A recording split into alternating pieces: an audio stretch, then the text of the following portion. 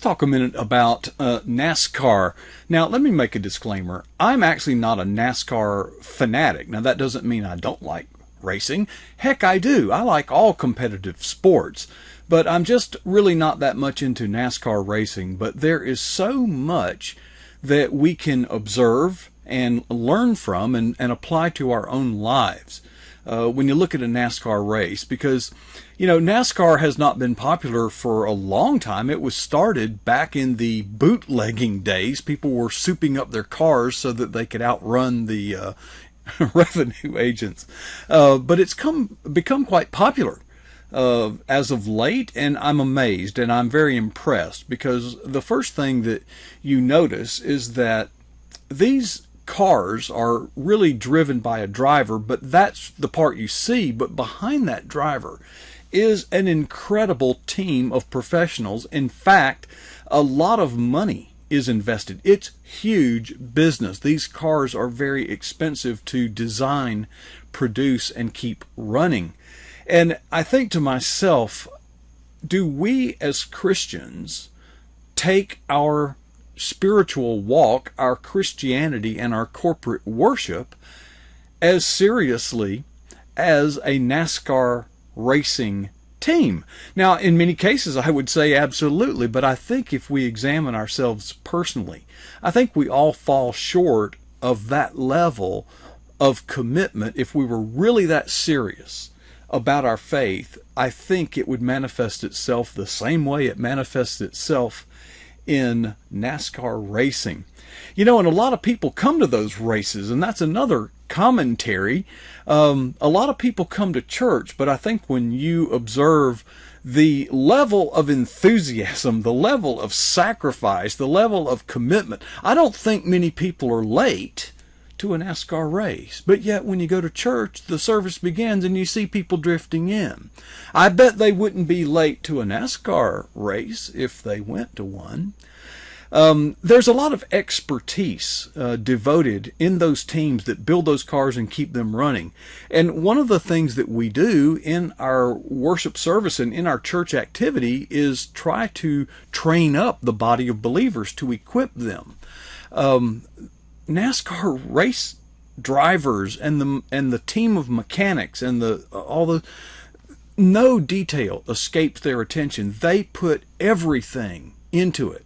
Well, we certainly have small group Bible study. We certainly have, we study the Bible, the source, the revelation of God. But do we study it with the same commitment, with the same intensity that NASCAR mechanical teams pay attention to and learn about the cars they're driving?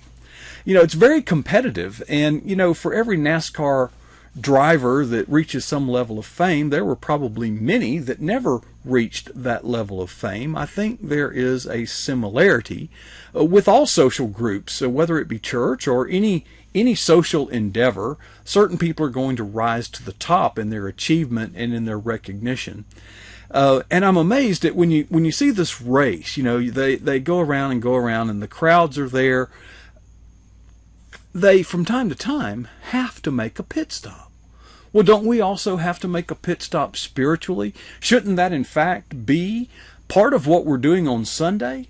Is coming in to get refueled and make sure that everything is perfectly in alignment and working together as a team?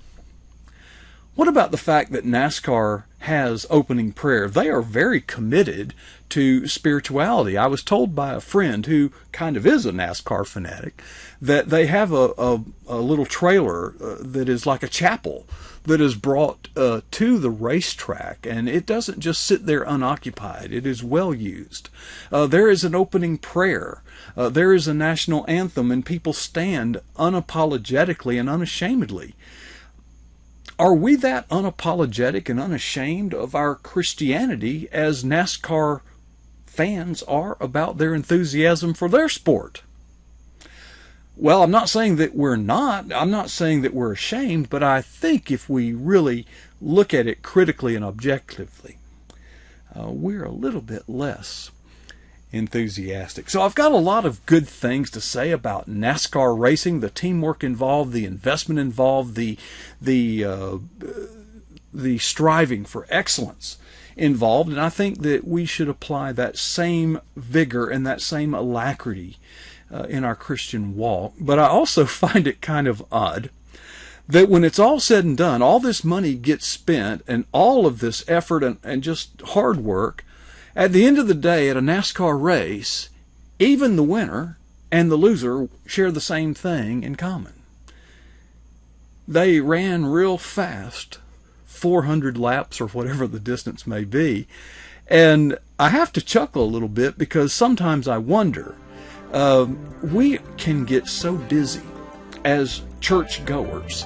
We can occupy our time and be busy doing this and getting everything ready for that, and a lot of activity but very little productivity, because at the end of the day, if you have occupied your entire Sunday serving the church in ways that are in fact meaningful, but if you stop there and that's all you do, well, what have you really done?